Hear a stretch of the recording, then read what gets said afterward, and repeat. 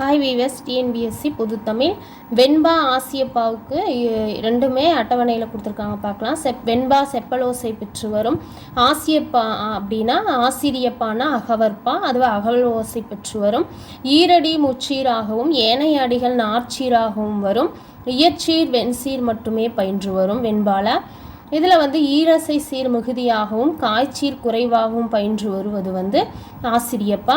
இயற்சீர் வெண்டலை வெண்சீர் வெண்டலை மற்றும் பயின்று வரும், அது வெண்பா. ஆசிரிய தலை மிகுதியாகவும் வெண்டலை கழித்தலை ஆகிய விரவியும் வரும், இது ஆசிரியப்பா. 2 அடி முதல் 12 அடி வரை அமையும் களிவெண்பா 13 அடிக்கு மேற்பட்டு வரும், இது வெண்பா.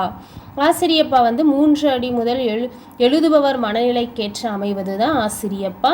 ஈற்றடி சீர் நாள் காசு மலர் காசு பிறப்பு என்னும் வாய்ப்பாட்டில் முடியும். ஏகாரத்தில் முடித்தல் சிறப்பு.